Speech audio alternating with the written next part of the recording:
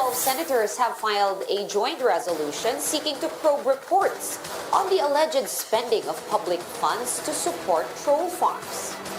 The authors of this include Senator Panfilo Lacson, who earlier claimed that the government undersecretary had been organizing troll farms against the opposition. Lumitaw nga na si Trump won the US election in part because Russia had planted misinformation against Clinton, mga kalaban niya. And dun, yan ang nakaka-nervyos. The so-called troll farms are feared to be more rampant this time around, as political campaigns for next year's elections are expected to be carried out primarily on social media. One name, one person, one account. Yun ang the best solution doon para mabawasan yung sinasabing mga trolls at walang ginawa kundi manira ng kapwa. A Senate investigation into allegations that public funds are being used to operate troll farms will also look into the role of the PCOO in allegedly spreading misinformation. Does the PCOO use government funds in hiring personnel to run the alleged troll farms? We discuss in this episode of The Chiefs.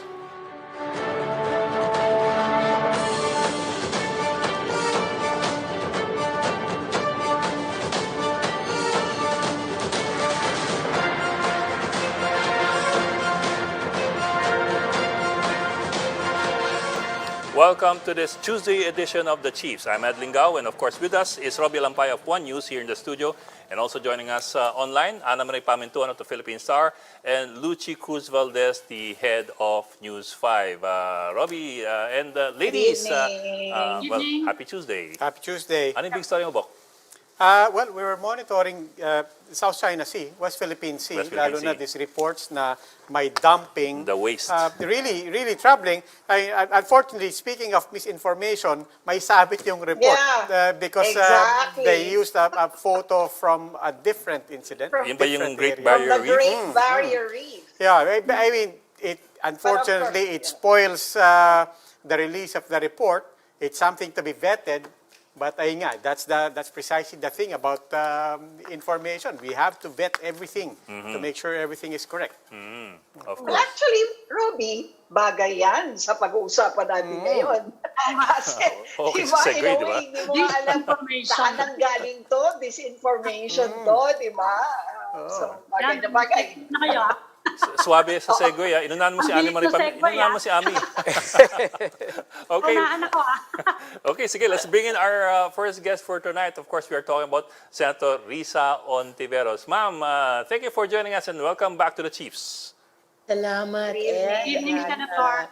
Magandang gabi Lucy, po. Miss Ami, and yes, of course, Robbie. Of course, ma'am, we were referring to the probe initiated by 12 senators, you among them, into the COA findings ng 375 consultants ng PCOO, amounting to mga 70 million pesos lang naman in 2020.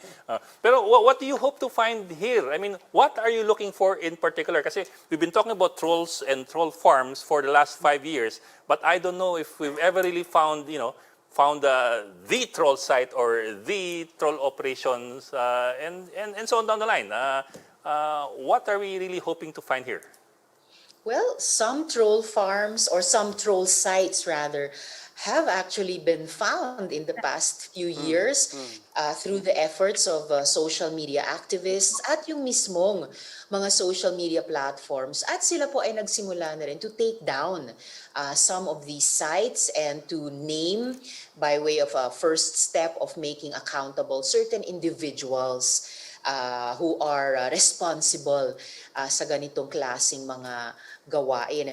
There have also been incidents linking these activities and personalities or sites to government. Maalala po natin in 2017, the Department of Foreign Affairs, under not the current secretary, they had a social media consultancy contract with a known pro-administration blogger na inakusahan na nagpe-peddle ng fake news, nagpapakalat di umano ng mga hateful comments laban sa mga kritiko ng administrasyon. So to hear now that the PCOO contracted a quite large number of social media operators for a not small sum of money. Uh, whets our appetite to continue connecting the dots. We also remember, di ba, noong 2018 na sinabi ng PCOO, they would undergo training by the Chinese Ministry of Information na hanggang ngayon, ang dami rin nating problema pa rin at dynamics sa China, not least of all in our waters, as you were discussing earlier. So, sabi nga, where there's smoke, there's fire. At baka yung iba't ibang streams of smoke will lead us to several fires that may be related to each other under the rubric siguro of possible government misdemeanors in terms of spreading, yes, fake news and using state structures and funds to do so. So this probe will be directed specifically to finding out, will it be limited to the PCOO? Will it be limited to finding out whether there are troll farms operating for the government against its rivals or at least perceived rivals? Or will it be, an all-encompassing probe into, well, troll farms in general? Well, sa ngayon kasi, Lucy, they would be two separate resolutions or hearings. Pero alam nyo naman kapag may dininig kaming resolution and we say these are in aid of legislation, pwedeng manganak ng manganak yon ng mga konektadong issues or cross committee lines and to appear to be actually related to a broader phenomenon.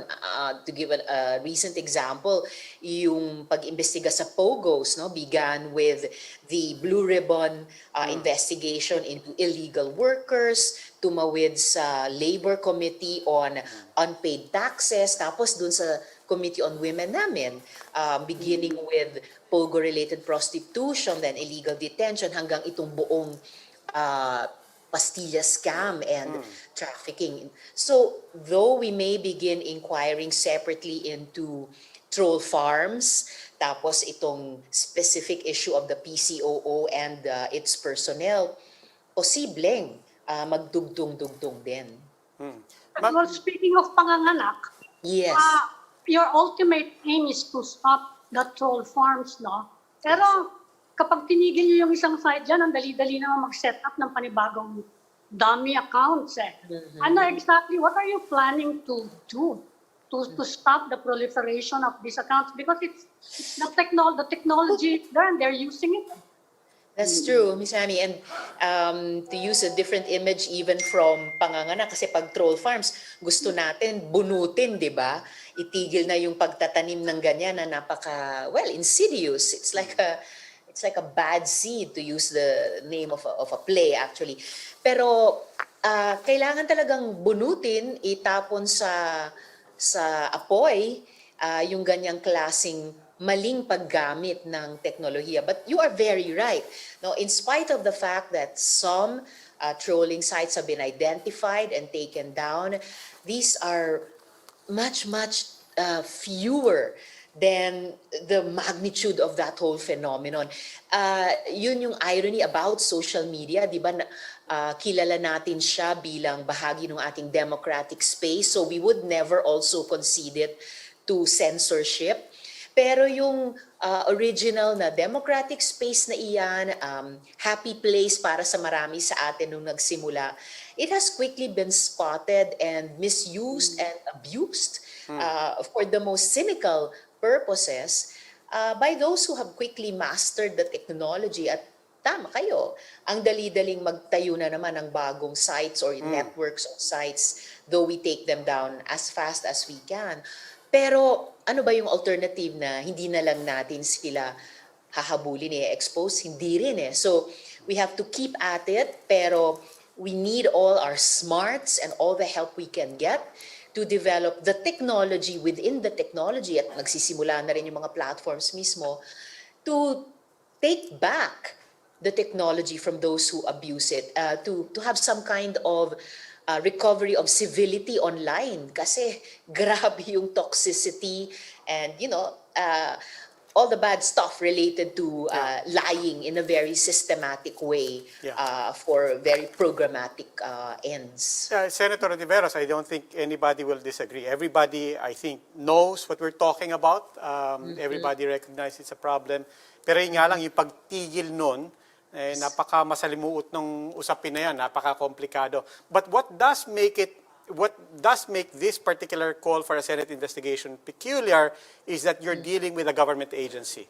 And so presumably there is government spending that goes with this. Presumably there are records that we can look at. But we also have to emphasize, as Ed did in the introduction, these are all alleged at this point, no? When it comes to alleging this against government. So I want to start with something that is objective, not necessarily on the content produced by the PCAO, but something objective, the 370 plus contracts that they have. So without going into the content of what those quote-unquote consultants did, is there already something, as you said, a smoking gun, or where there's smoke, there's fire, you said. Is there smoke just in the sheer number of contracts? Off the top of one's head, pwedeng sabihin, wala naman, di ba? Kaya lang, again, since our mind is hard put to not connect one dot to another, 370, tapos kasabay na lumabas itong aligasyon ni Senping about 2 troll farms per province. So, ilan yon? 160 plus. Ano ba? Ang hirap kasi hindi gumawa ng arithmetic. Ito bang 300, ito bang 360 ay para i-deploy sa, 370 ay para i-deploy sa 160. And it makes me wonder also, saan kaya i-refer yung resolusyong iyon? Kasi naka-adjourn kami ngayon, mag-resume pa lang katapusan itong buwan. Of course, it would be referred again to the Committee on Public Information, pero dahil nga, state funds at state backing ang itinatanong, posible rin sa Blue Ribbon.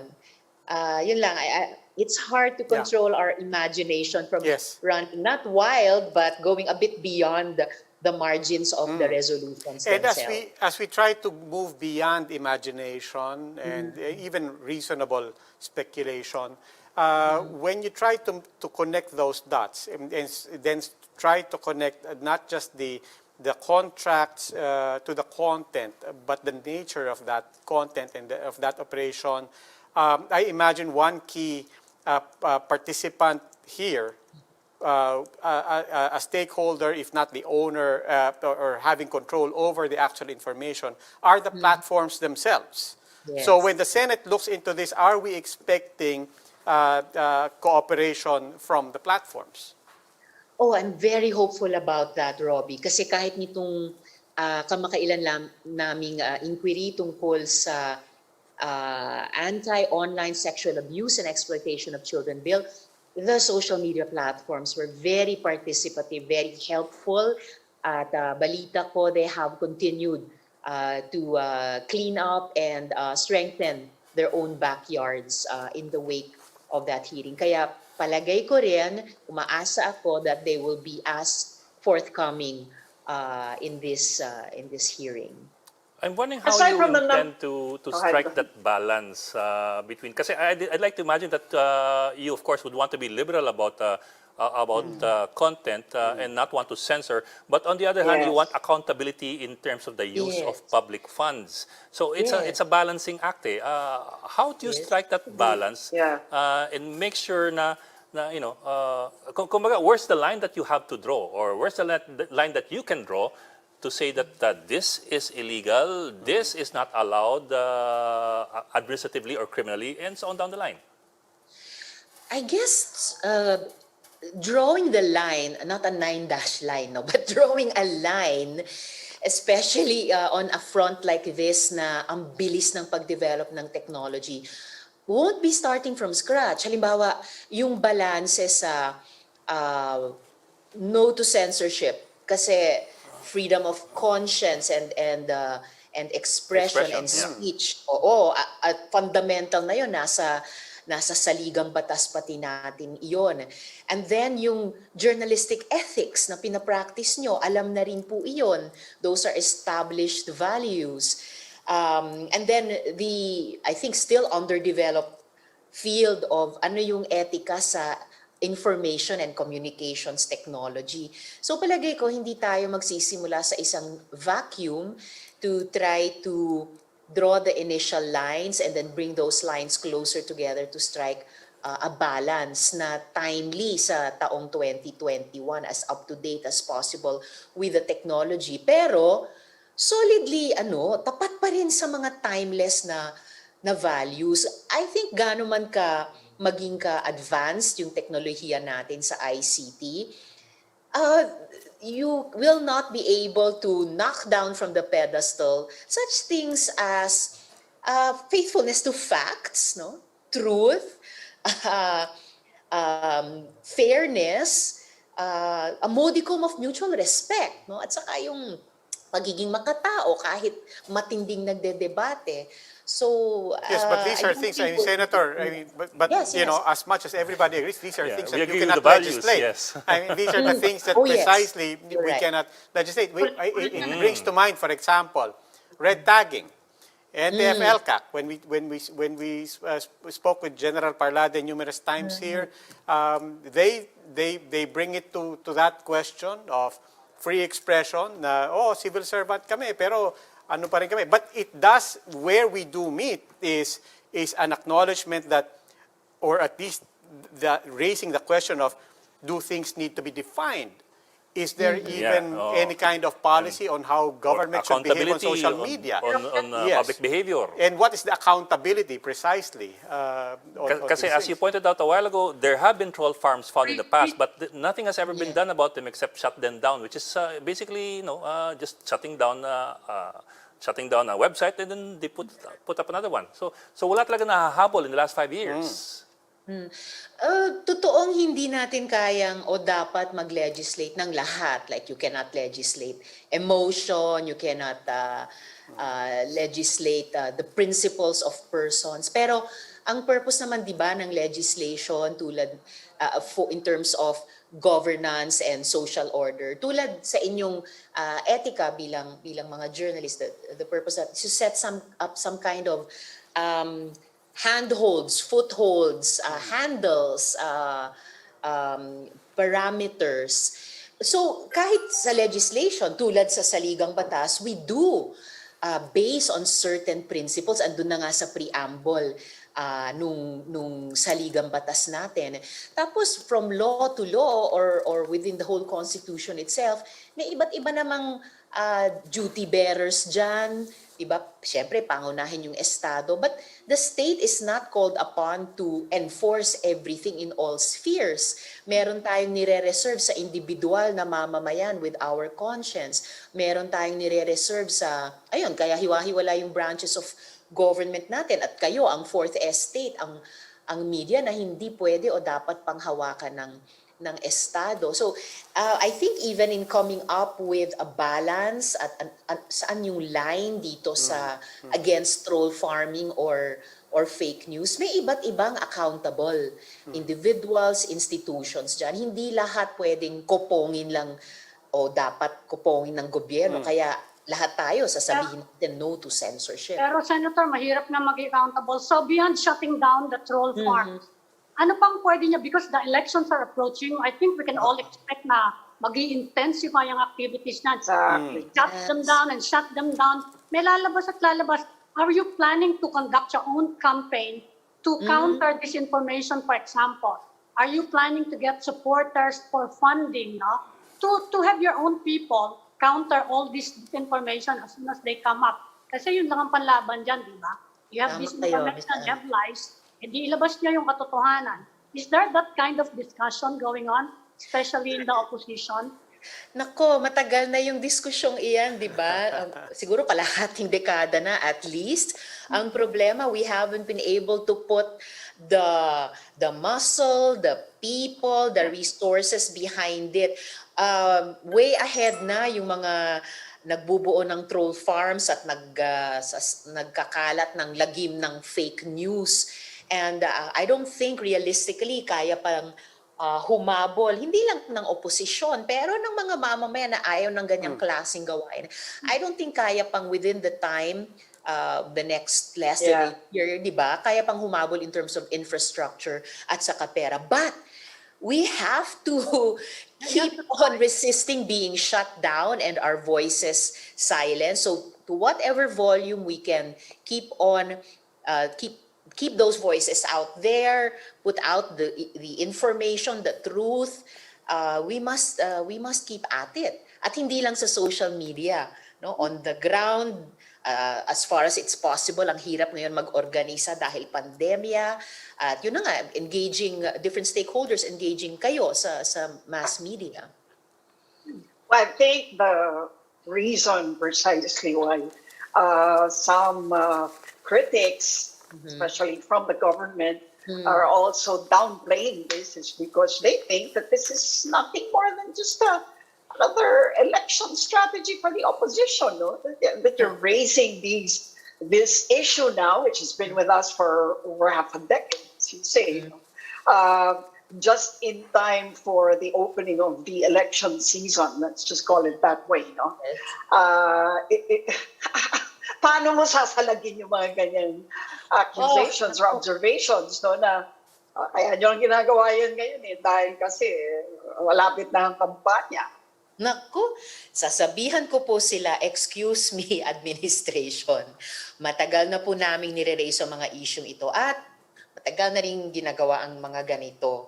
You know, I can remember very vividly in my imagination a committee hearing soon after the president won at I forget which committee pero napag-uusapan doon yung napaka-successful na social media campaign nila nung kampanya ng 2016. And I cannot forget one secretary, sabi niya with a smile, I think we'll sustain our social media operations. Yeah. So kahit noon, alam nila how it worked for them in 2016, ginamit din nila yung ganyang katulad na pamamaraan noong 2019 at malamang nasa arsenal din talaga nila. Nasa frontline ng arsenal nila for 2022. So excuse me, hindi ito yung unang pagkakataon na ni-raise ito ni ng oposisyon, ni ng mga ibang mamamayan dahil hindi rin ito yung unang pagkakataon that this phenomenon has, raised its ugly head. Well, to be sure, there's nothing wrong with using the social media to campaign and let's just say do propaganda. No? And I'm sure that's what the PCOO will say when they're investigated, that this is used for public information, which is precisely the name of their agency. No? But so parang I guess the question is precisely where does trolling start or where does the propaganda end and trolling begin? I really doubt na sina Rizal at yung mga kasama niya sa orig na propaganda movement would want to embrace the fake news and the trolling that is being done by certain actors these days as part of a, totohanang propaganda movement. We just have to draw those lines in terms of truth or falsehood, in terms of intention. Hindi masamang intention makipagdebate. Hindi masamang intention magbanatan sa usapin ng facts. Pero kapag ang starting point ay kasinungalingan, ay half-truths, malabo na yon. Hindi na yon fair, hindi na yon according to the rules of the game. Hindi na yan fair battle at lalong hindi level playing field yan. Lalo na kung patunayan namin na state-backed, state-funded itong mga troll farming at saka fake newsing. I mean, Senator, obviously a lot of us in media and in the public do have a lot of questions as well. We know this is starting from some hard figures, as we said, the number of contracts, the number of contractors. There's a hard figure there. There's a COA report, and so on. When you open the investigations, what are some basic information that can also be far-reaching that you expect and that there is no excuse not to have an answer for? For example, will we have names for each and every one of those contracts? And at the other end of it, is there a way to document the actual content that went out in these alleged troll campaigns? Well, you'd have to ask somebody more well-versed in ICT than me about that. Maalala ko lang, for example, in our recent anti-OSAIC bill hearings, idinagdag namin sa bill that social media platforms should preserve for 12 instead of 6 months material that is complained about as constituting online sexual abuse and exploitation of children. So kung kaya bang magkaroon ng virtual paper trail, Yeah. yung content na inilabas or pinamudmod nitong 170 in the past how many months or years. I don't know if that's possible, but that is something that we will ask, no? Just to establish for ourselves as a baseline, ano ba ang capacities ng teknolohiyang ito in terms of storage so that accountabilities can be set for the agency or even for the individual persons in terms of the content that they generated and distributed. So yes, that's one of the questions that we could ask. But in connection to Robbie's question, are there any limitations as to what kind of contractor can be contracted by government? Are there, ito pwede yan, ito hindi pwede yan? Kasi in the end, baka dun bumagsak lahat na parang it might not be so much the output kasi I don't expect the Senate to go through to sift through all the supposed output of all these 375 contractors. Baka you might go more into who are the contractors and what do they do. Well, those are questions that can also be fairly asked kasi may plantilla din naman ang bawat government agency, may mga procedures that should be followed in contracting and then Hiring, eventually yes. hiring and eventually letting go of persons. May salary grades na inoobserbahan dyan. Job description, diba? Job descriptions, Yeah. qualifications, nagmamatch ba ang mga ito and ano actually ang trabahong pinerform nung taong iyon within those contractual obligations. Kasi offhand, yeah. I find it, I mean, I expect that they will say, well, two people for every province, to disseminate government information. And imagine ko na yan sa sasabihin nila, di ba? And, Wow. just on the surface, I frankly don't see anything irregular about that. I mean, disseminating information, especially in a country where there are so many dialects, you do need people on the ground to disseminate the right information. So I guess the question nga really is, how do you know that they're not trolls? Diba? Well, the key So word you is will have what to you go said. into the content, no? Ang hirap Although, mahirap talaga, pero the key word, you mentioned it, Luchi, the right information. Tama ba? Totoo ba? No, for what purpose? At pag lumabas na mga 2 tao per region, di yun, tatawid talaga dun sa mga alegasyon ni Senping. And you know that colleague of mine in the Senate, hindi siya maglalabas ng alegasyon kung hindi meron siyang naimbestigahan or meron siyang ebidensya na hawak. So we will be very, I think we'll be very dogged about this, lalo na kung totoong gumagastos ng pondo, hindi lang kasi pondo ng gobyerno, pondo nating mga taxpayers. And if that money is put to such a use, which is, being frowned upon more and more by the public, hindi lang dito sa ating bansa, but globally, talagang hindi magmumukhang mabuti ito para sa PCOO.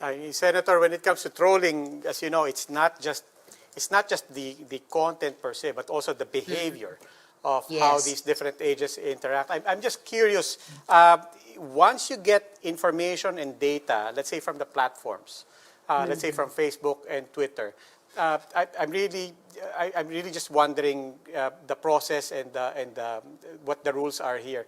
Once you get that information, is that public data, or is that still proprietary or privileged data? I'm asking because I know a lot of people, there might be people watching who, speaking to what you said, do have the technical capacity, do enjoy doing these things and playing around with data, and would contribute to a crowdsourced effort to try to make sense of the big data coming out of here. So when you do get access to that big data, what is the nature of that information with respect to the Senate proceedings and with respect to something public that the public can have access to and possibly help to analyze? I really hope, Robbie, that we do have those big data experts out there listening to this and maybe getting excited about trying to clean up these waters.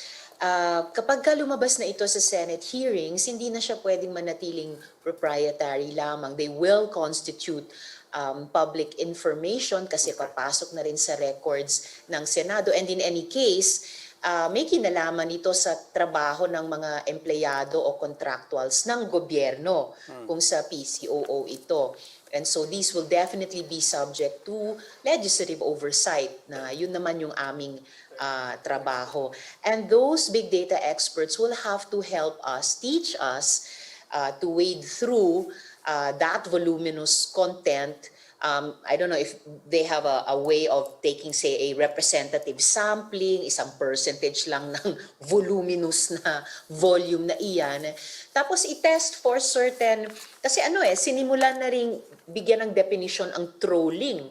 No? Sabi, trolls create conflict on sites like Twitter, Facebook, Reddit by posting messages that are particularly controversial or inflammatory with the sole intent of provoking an emotional response from other users. So parang ang dami ng moving parts dyan, pero baka itong mga big data experts natin will have a way of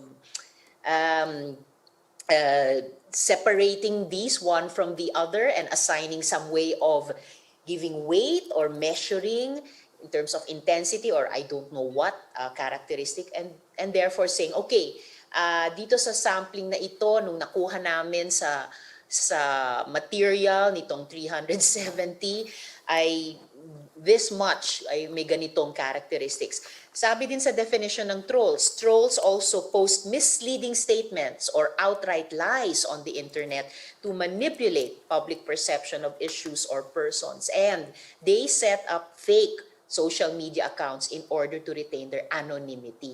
So, para siyang COVID-19 virus, ang daming mga nakausling ganon. Pero kung kayang i-capture ng mga big data experts na ito and give us some way to measure them, perhaps that will give us a more objective handle about is any of this fake news? Is any of this material of troll farming? And if so, then what percentage, what fraction of it? Okay. Senator Risa Ontiveros, maraming salamat po. Maraming salamat Thank din you. po. Thank you. Thank you, Senator. Please stay with us. The Chiefs will be right back.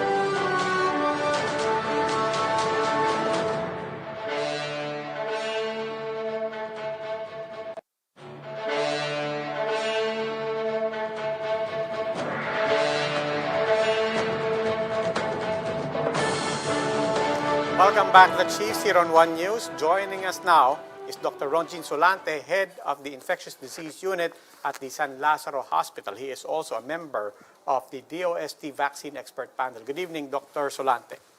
Good evening, Evening, Doctor. Doc. Good evening, Doc. Hi, good evening. Good evening to everyone. Good evening, Robbie.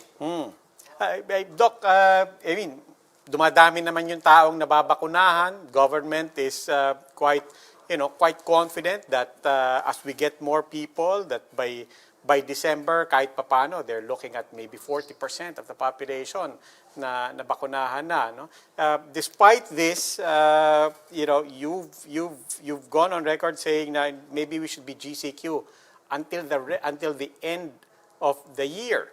What are your concerns? Is it just about these new variants, or are there other things that we should consider before we consider further loosening our restrictions? Yeah, tama ka, Robbie, no? Importante talaga dito, no? Our target of 40% population protection is a realistic and running target. Why realistic? Because of the limited vaccines available, and hopefully mag-ramp up ang rollout and we can hit that target by December. Why it's running? Because we don't know how much of this expected delivery will be available. And with those uncertainty, pag sinabi natin 40%, ang layo pa niyan sa herd immunity, no? But that's really our target. Now, while waiting for the herd immunity, we would always expect that there will be a surge of cases, especially in areas na mas marami pang hindi nabakunahan. And when you downgrade the GCQ to a more relaxed protocol, we would be really going back again, no, to the January, February surge, or even last year's surge. And we don't want another setback to happen at this point in time. But how likely is that scenario, Doc? I mean, because today the numbers were pretty low, no? 3,000 plus. And, well, some people are saying that, especially in Metro Manila, maayos na, no? Of course, there's still the Delta variant, but that's why I want to ask you, how likely is it that we're going to have another surge? Kaya, Coach, no, nakita natin, bakit tayo nagkaganito ngayon na medyo controlled or medyo merong good numbers na, no, na hindi na yon pumalo 6,000, 7,000. It's because we remained in GCQ. And being in this protocol will always keep our toes always alert.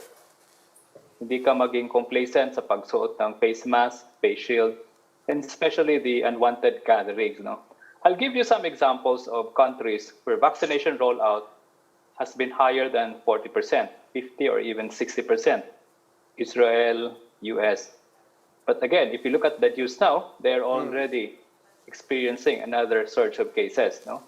So we really need, we have good examples, we have experience na nakikita natin sa ibang bansa. And until such time, no, palagi natin itong sinasabing, until such time that everyone will be safe by getting the vaccine, getting vaccinated, we will not be really we will not expect na hindi magsa-surge kung hanggang hindi lahat nababakunahan. Pero by your GCQ, you mean i-retrain lahat ng current restrictions, or are you amenable to opening up further economic activities? I'm with opening up the economic activities, gradual increase in the capacity. But again, that gradual increase will always be dependent on the weekly or monthly cases, okay, the rollout, and particularly by region siguro, titingnan natin. But ang pinaka dito ngayon is the NCR bubble, because this is where the economic activity, the center of the economic activity, and our population density is really very dense, no, compared to other cities. Sir, kung So ganun, sir, makaiamend na naman yan na GCQ tayo ngayon with some restrictions Magkakaroon na naman yan ng ibang pangalan. But in the modified din meantime, siya. Doc, I want to ask you also, habang naghihintay tayo ng herd immunity, people are now interested in getting booster shots. In fact, si Congressman Zamora nangunguna na. He got 2 new shots. ano po, a completely different vaccine, 2 complete doses. Ano po yung masasabi niyo? Anong advice niyo to people? Well, no, in fact, sa pag-uusap namin sa VEP, no, we're looking at that on how we can make a statement on booster doses of COVID-19 vaccine, no? But for now, we don't recommend booster doses. One is that we don't know yet, no? We don't know how long is the protection of these current vaccines. Like for example, Ami, if you have received the 2 dose of the vaccine, kung magpabakuna ka uli ng 3rd dose, kailan ka magpabakuna? Is it on the 3rd month after the 2nd dose? Is it on the 6th month or the 9th month? We need the data coming from the real world evidence from countries who have already rolled out na advance sa atin, at saka yung result ng mga clinical trial, because this clinical trial phase 3 are already in 7th to 8th or 9th month, no? So kung sasabihin nila na we have sustained the efficacy based on our study, 9 months is still okay, 99, 95, 96, then we don't need the vaccine after 9 months, no? And I would just like to relate, no? Pfizer applied for a 3rd dose booster in the US. Okay, I think you've heard of that. But what did FDA in the US and CDC told them? Please wait, because at this moment our breakthrough infection is still manageable, and the vaccines are still effective against the variant. No? So doon natin makikita the importance of having data and evidence. Doc, how do you view the moves of Turkey and the UAE to already start giving booster shots? Tapos Thailand and Indonesia are supposedly considering going in that direction as well. How should you view it? That's a very good question, Ed. No? And in fact, isa yan sa tatalakayin namin sa VEP. Unang-una, titingnan namin kung ilan ang total na vaccinated, and among those total vaccinated, ilan ang breakthrough infection. No? Sometimes we react because of the news na maraming namatay, but if you compute the vaccination efficacy or effectiveness, pumalo naman pala ng 90%, and we don't need to give a booster on that, no? So titingnan muna natin yung data ng ibang bansa na nagsasabi na they're going to give the 3rd dose based on this rationale, because they have data to support that, no? And dito sa atin, that's why kailangan din natin yung mga clinical data.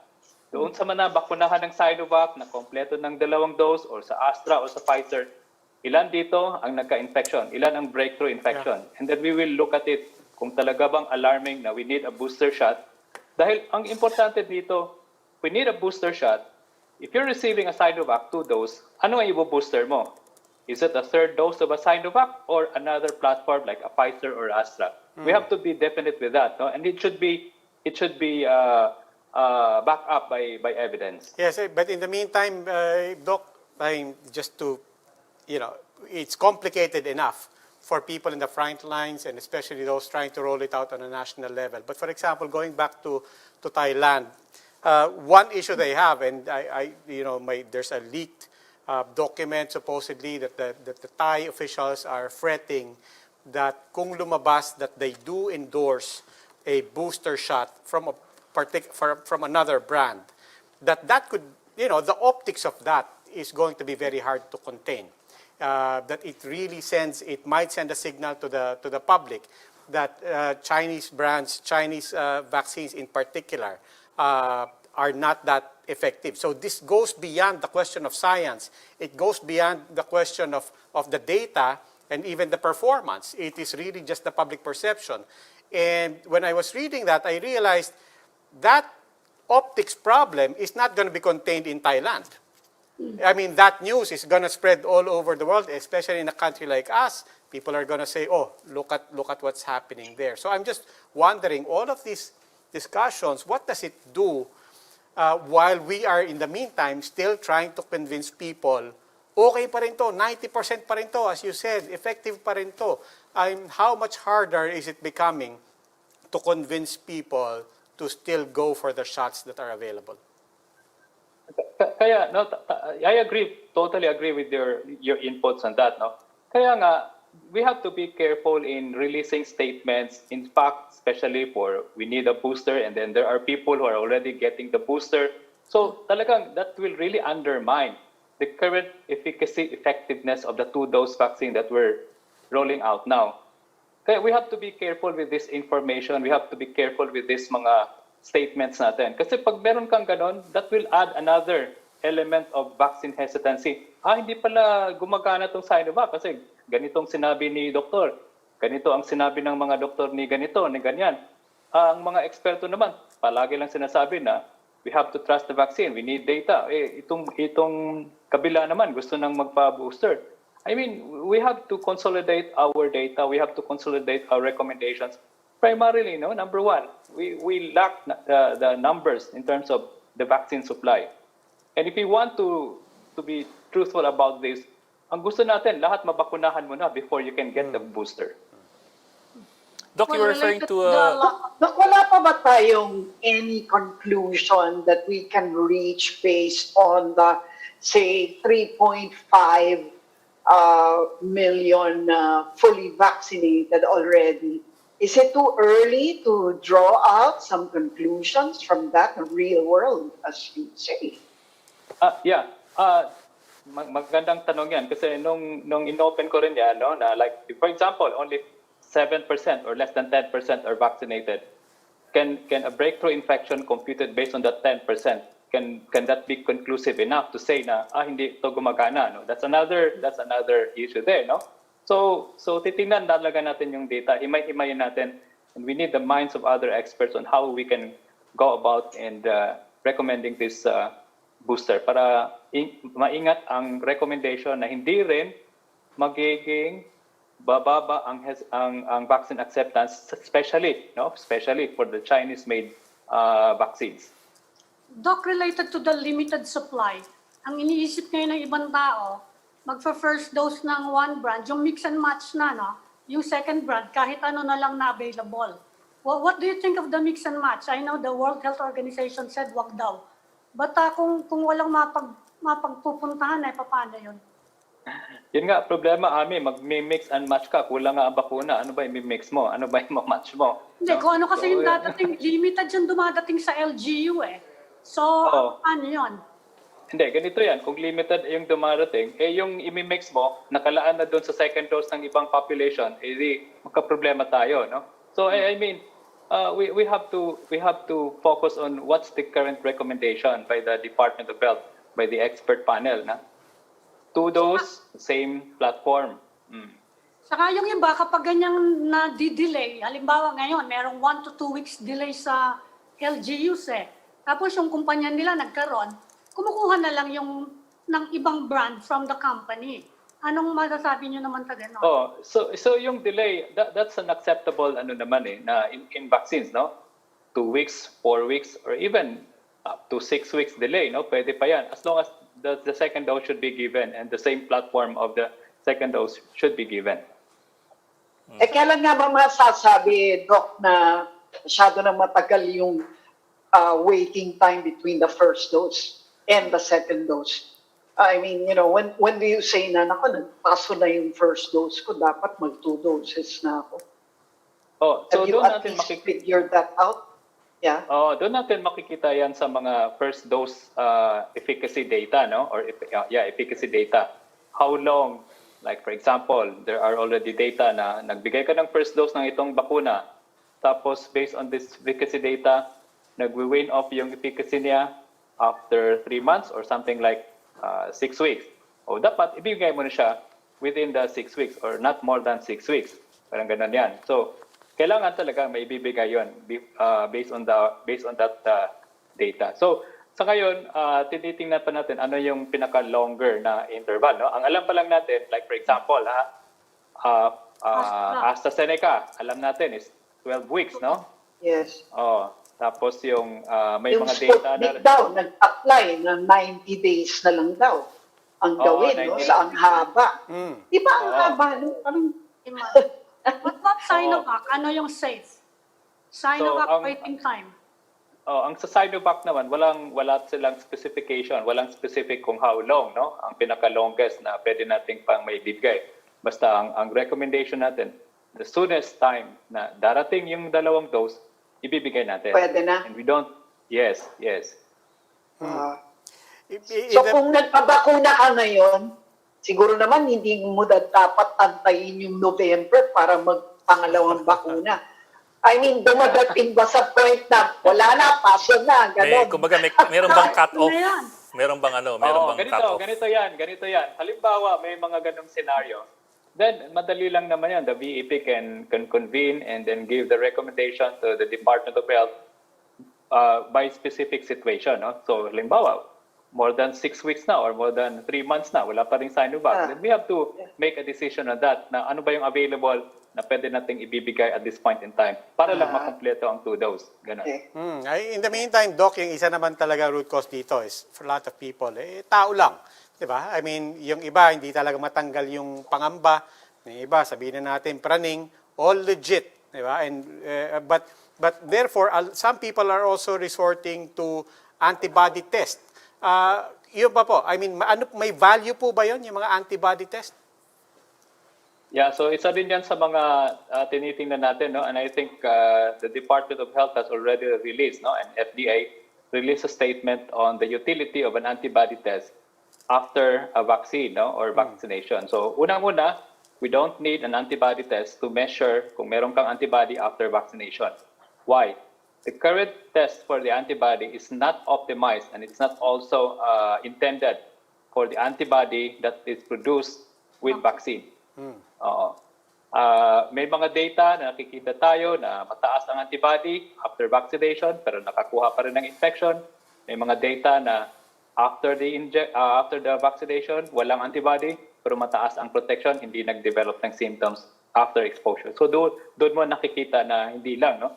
Pangalawa, in the realm of immune response sa bakuna, hindi lang antibody ang na-measure. There is what we call yung T-cell response na hindi natin na-measure yan in an antibody test, no? Which is also very important. Especially, itong T-cell response is responsible for the longer protection of our immune response in terms against infection. Okay, T-cell response. Doc, let me back up a bit. You kept mentioning kasi breakthrough infections. Do I get it right? That refers to infections that occur despite getting your full dose of vaccines. Oh, yes. Yes, so any infection after receiving the second dose, 2 weeks after post-dose 2 is a breakthrough infection. In other words, nakalusot yung Yes, virus. tama. Yeah. Okay. Okay, Alright. Dr. Ronjin Solante. Sir, maraming salamat for joining us tonight. Always a pleasure to have you on the show. Maraming salamat po. Thank you. Thank you, Doc. Thanks, you. Doc. Ingat po, Doc. That will be all for this Tuesday edition of The Chiefs. We hope our discussion will keep the conversation going. Now, before we go, reminder to our viewers, mask on, wash hands, and stay safe, Philippines. I'm Edwin Gao. I'm Mami Paminton of the Philippine Star. I'm Lucy Cruz Valdez from News 5. I'm Robbie Alampay. We are One News.